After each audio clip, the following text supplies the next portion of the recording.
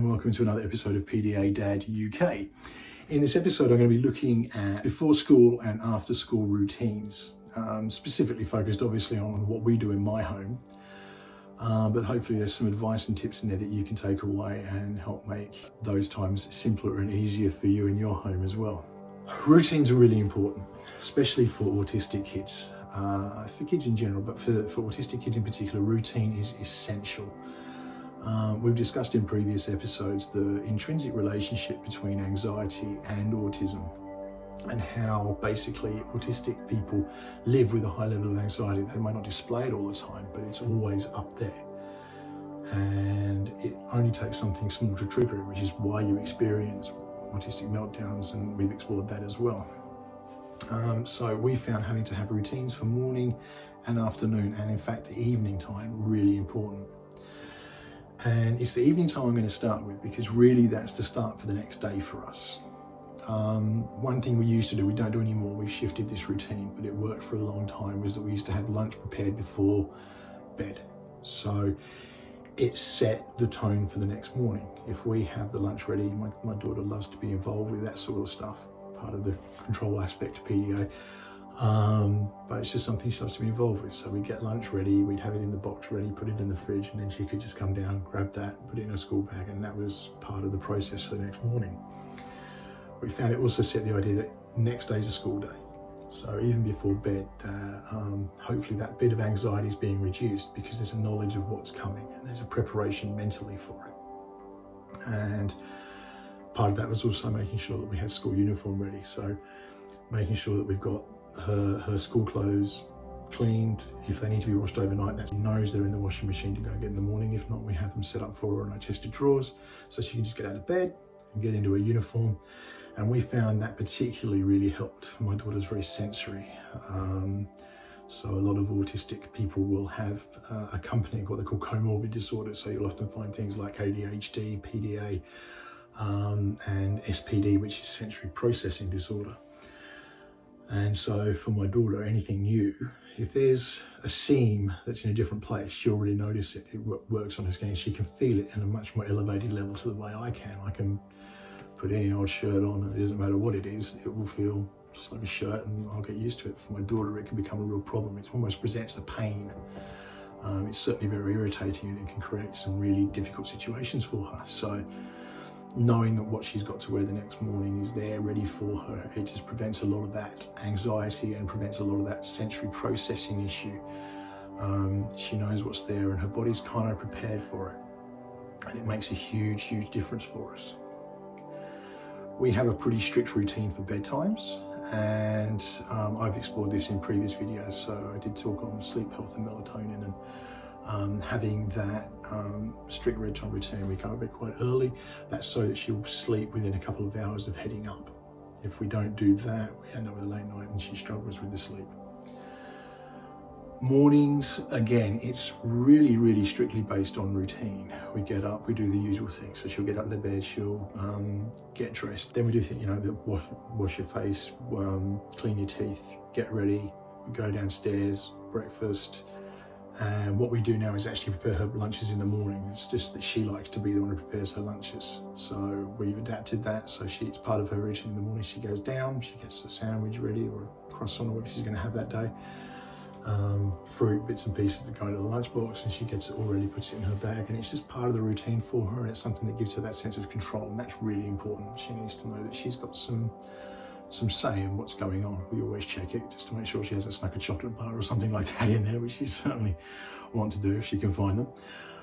It's a strict routine, but it's not strict in the sense of it's just what we do, and it's just how we go about the day. My daughter is picked up for school by a taxi, so my daughter's in a SEND school, and she gets picked up by taxi, gets taken into school, and she gets dropped home by taxi as well.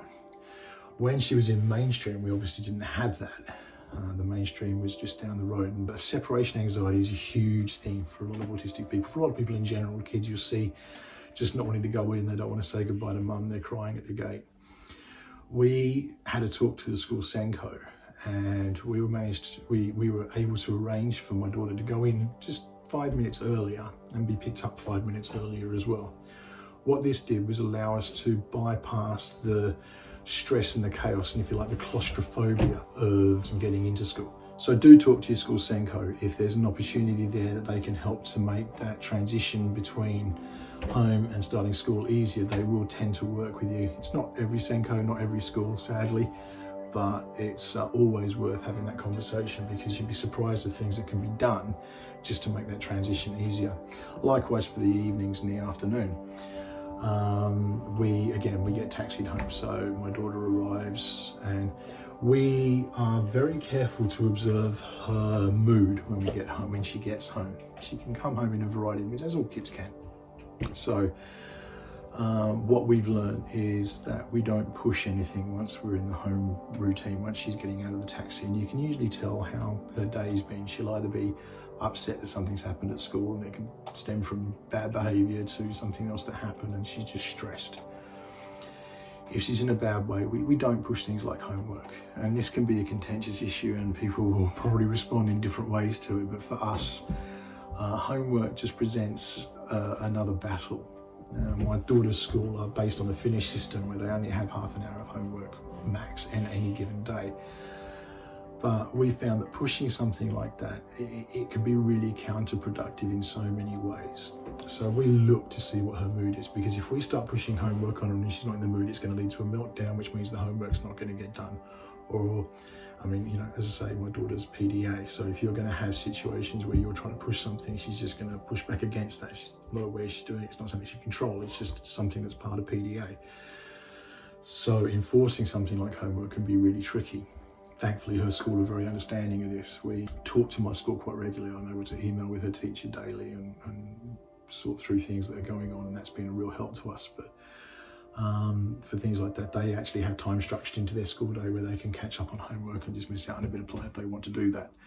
My daughter's aware of this and she'll often choose to do that. She knows she can do that, but generally she'll actually do her homework in the morning. It's just part of her process because it's only a small amount. She'll just sit there and read to me for a little bit, and I'll sit drinking my coffee and she'll do a bit of homework, and then we'll get her off into the taxi when it comes. But we don't push homework in the evenings. If she wants to do it, that's fine, and then that's her choice. But if she doesn't want to, we've just found that enforcing something like homework when she's in the wrong frame of mind means it probably won't get done anyway, and we're just going to deal with a whole load of challenging behaviours because she can't cope and she's not able to cope with it.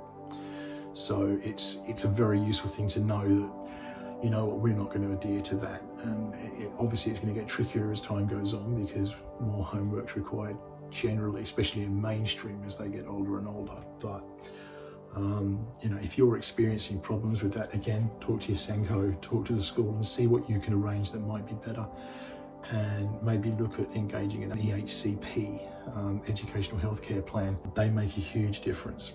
They're hard to get. We were very lucky that we got one, but they make a huge difference to how the school will respond to my daughter. I mean, if you're in a SEND school, you have to have an EHCP anyway. But in mainstream, it made a huge difference because they then had to adhere to the terms and conditions of the EHCP. It's actually a legally binding document. But due to the fact that my daughter's in a SEND school, they're a lot more understanding. But in mainstream, you can still do things. And if homework's a big issue, talk to the school about it and try and come up with some solutions that are going to mean homework can be done in a better way. And this isn't for all kids either. So this is what works for us in our home. You might find your kids really like homework. One thing that really does help is just having a place to decompress when they come home. My daughter will sometimes come home and just head straight up to her room, especially if she's upset. She just wants to be up there alone and allow herself some decompression time. She might crawl into a den or something like that, somewhere where she feels enclosed and safe, and just work it through.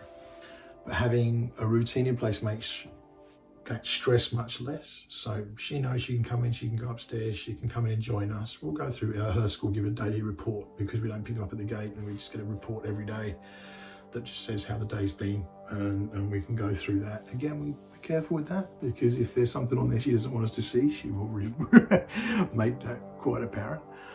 But yes, then it's moving on to, okay, let's get dinner ready, let's get some food. She might want to sit down and just watch some TV or play on a tablet. Something like that. There's just some decompression time and some come down time from school. School is a stressful place. I think we forget that sometimes as parents.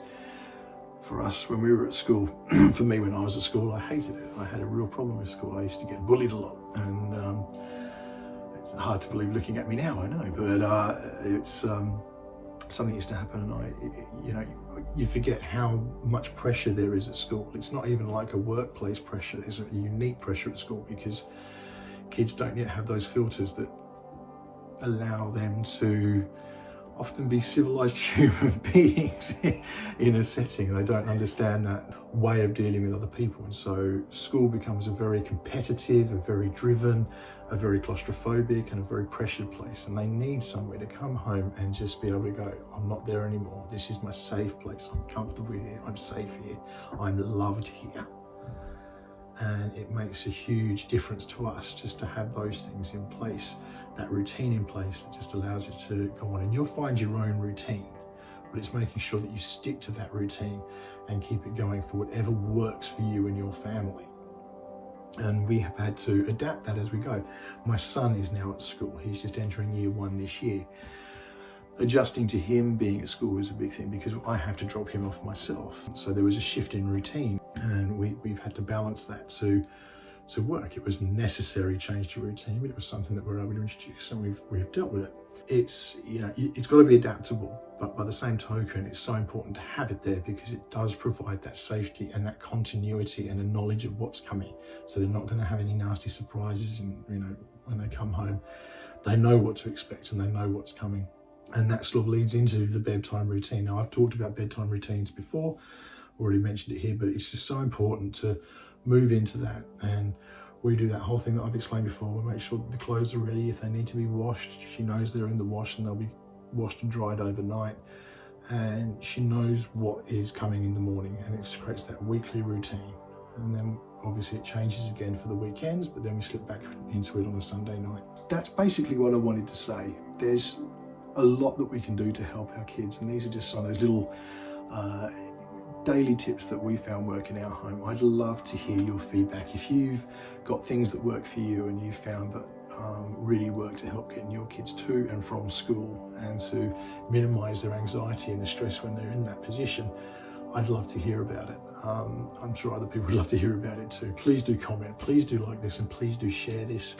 Please do subscribe to my channel. I don't make any money from this, it's not about that, but the more people that are subscribing and liking and sharing and commenting, it means that this just gets seen by more people who hopefully need to see it.